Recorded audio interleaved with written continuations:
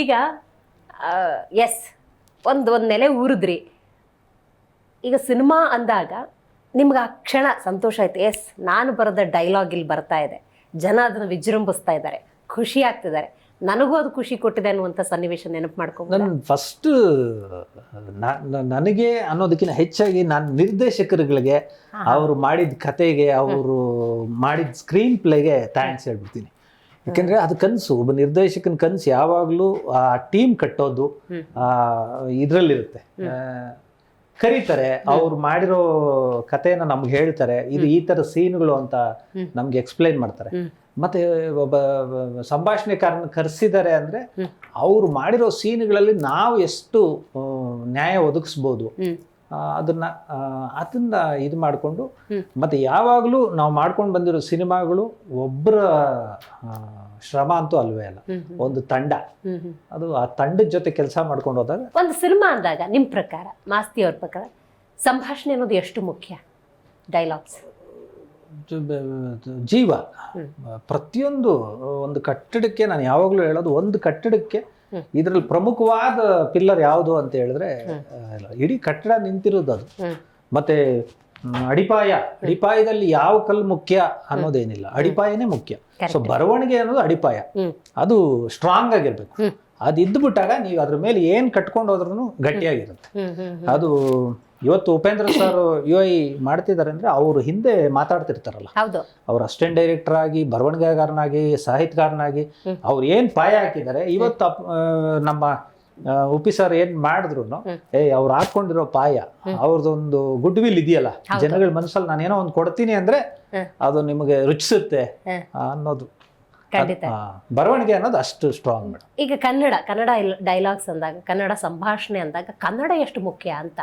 ಯಾಕಂದ್ರೆ ನೀವು ಕೋಲಾರದಿಂದ ಬಂದಿದ್ದೀರಿ, ನೀವಾಗಲೇ ಒಂದು ಮಾತನ್ನು ಹೇಳಿದ್ರಿ, ನಂಗೆ ಈಗಲೂ ಅದು ರೀಕಾಲ್ ಆಗ್ತಾ ಇದೆ. ಫೈಟಿಂಗ್ ಅನ್ನೋಕ್ಕೂ ಬರ್ತಿರ್ಲಿಲ್ಲ, ಫೈಟಿಂಗು. ಈ ಕೋಲಾರ ಭಾಗ ತಗೊಂಡ್ರೆ ಳ ವ್ಯತ್ಯಾಸ ಆಗುತ್ತೆ, ತುಮಕೂರು ಭಾಗ ತಗೊಂಡ್ರು ಅಲ್ಲೇ ಸ್ವಲ್ಪ ಲದೇ ವ್ಯತ್ಯಾಸ, ಈ ಹಾಸನ ತಗೊಂಡ್ರೆ ಹಾಸನ ಅದು.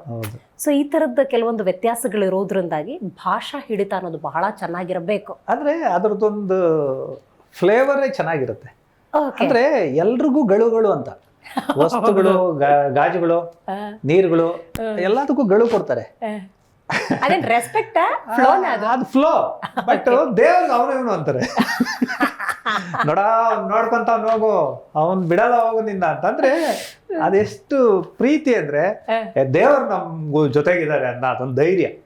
ಈಗ ಒಳ್ಳೆ ಫ್ರೆಂಡ್ ತರ, ನಮ್ ಜೊತೆ ಅವ್ನ್ ಬಿಡಲ್ಲ, ನಮ್ ಕೈ ಬಿಡಲ್ಲ, ಹೋಗ ಪೂಜೆಗಳು ಮಾಡೋಗು, ಕಾಯಿಗಳು ಹೊಡೆದು, ತೀರ್ಥಗಳು ತಗೊಂಡು, ಪ್ರಸಾದಗಳು ತಗೊಂಡ್ರೆ ನಿನ್ ತಲೆಕಾಯಿಗಳು ನೋಡ್ಕೊಂತಾನ ಹೋಗಿ, ನಿಂದ ಕಾಪಾಡ್ಕೊತಾನ ಹೋಗಿ, ಹಿಂಗೆ. ಮತ್ತೆ ಕನ್ನಡ ಅಂತ ಹೇಳಿದಾಗ ನಮಗೆ, ನಮ್ಮ ಕೋಲಾರ ಭಾಗದವ್ರಿಗೆ, ನಾವು ಯಾವತ್ತು ಕನ್ನಡ ಬಂಗಾರ. ಅದು ನಾಲ್ಗೆಗಿಂದ ನಾಲ್ಗೆ ಹೋಗ್ತಾ ಹೋಗ್ತಾ ಒಡವೆ ಆಗುತ್ತೆ. ಅಷ್ಟು ಪ್ರೀತಿ ಇದೆ. ಮತ್ತೆ ಇವತ್ತಿಗೂ ಕೋಲಾರಲ್ಲಿ ನೀವು ಎಲ್ಲೇ ಹೋದ್ರೂ ತೆಲುಗು ಇನ್ಫ್ಲೂಯೆನ್ಸ್ ಇರುತ್ತೆ ಆಡು ಭಾಷೆಯಲ್ಲಿ, ಆದ್ರೆ ಲಿಖಿತದಲ್ಲಿ, ಲಿಪಿಯಲ್ಲಿ ಮಾತ್ರ ಕನ್ನಡನೇ. ಅವ್ರು ಬರೆಯೋದು, ಅವರು ಎಲ್ಲ ವ್ಯವಹಾರನೂ ಕನ್ನಡದಲ್ಲೇ ಇರುತ್ತೆ. ನಿಮ್ಗೇನು ಚಾಲೆಂಜಸ್ ಅಂತ ಅನಿಸ್ಲಿಲ್ವಾ, ಸವಾಲ್ ಅಂತ ಅನಿಸ್ಲಿಲ್ವಾ? ಈಗ ಅಫ್ಕೋರ್ಸ್ ಲಿಪಿಲಿ ಕನ್ನಡ ಅಂತಂದ್ರೂ ಕೂಡ ಆ ತೆಲುಗು ಇನ್ಫ್ಲೂಯೆನ್ಸ್ ನಿಮ್ಮ ಡೈಲಾಗ್ಗಳಲ್ಲಿ ಬರಲಿಲ್ಲ. ಯಾಕೆಂದ್ರೆ ಇಲ್ಲಿ ನಾನು ಎಜುಕೇಶನ್ಗೆ ಅಂತ ಬಂದಿದ್ದು, LLB ಮಾಡಬೇಕು ಅಂತ. ಇಲ್ಲಿಗೆ ಬಂದಾಗ ಇಲ್ಲಿನ ಪರಿಸರ, ಇದು ಮಹಾಲಕ್ಷ್ಮಿ ಲೇಔಟು, BK ನಗರ, ಯಶವಂತಪುರ, ಆಮೇಲೆ ಇಲ್ಲಿ ಶ್ರೀರಾಮ್ಪುರ, ಸುಜಾತ ಟಾಕೀಸು, ಸೊ ಇದೆಲ್ಲ ಓಡಾಡಿದ್ದು, ಫ್ರೆಂಡ್ಸ್ ಇದ್ದಿದ್ದ ಏರಿಯಾ, ವಿವೇಕಾನಂದ ಕಾಲೇಜು ಆ ಸುತ್ತಮುತ್ತ. ಮತ್ತೆ ಇವತ್ತು ಮಹಾಲಕ್ಷ್ಮಿ ಲೇಔಟಲ್ಲಿ ದೀನಬಂದ್ ನಗರ ಅಂತಿದೆ. ನಿಮಗೆ ಆ ಒಂದು ಭಾಗ, ನೀವು ಎಂಥ ಇವ್ರಿಗೋದ್ರೂ ಸಂಭಾಷಣೆಕಾರ ಆಗ್ಬೋದು. ಅಂದ್ರೆ ಪ್ರತಿಯೊಬ್ಬರದು ಮಾತು ಯಾವ್ದಾದ್ರು ಒಂದು ಶಾರ್ಪ್ ಇದರಲ್ಲಿ ಮಾತಾಡ್ತಿರ್ತಾರೆ, ಅದೊಂದು ಇದಾಗಿರುತ್ತೆ. ಜಿ ಕನ್ನಡ ನ್ಯೂಸ್ ಈಗ ನಿಮ್ಮ ಮನೆಯಲ್ಲೇ ನೋಡಿ, ಎಲ್ಲ ಕೇಬಲ್ಗಳಲ್ಲಿ ಈಗ ಲಭ್ಯ.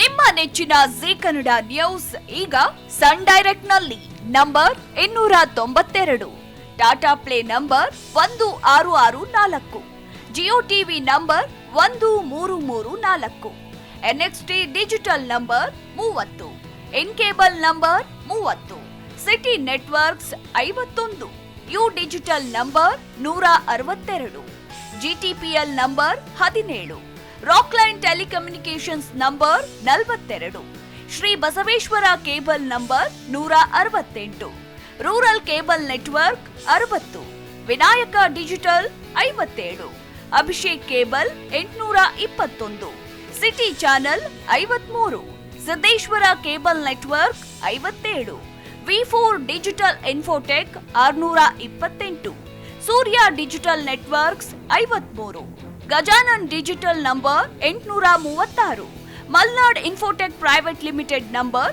56, Metrocast number 830, victory digital number 167ರಲ್ಲಿ ನೋಡಿ ಆನಂದಿಸಿ.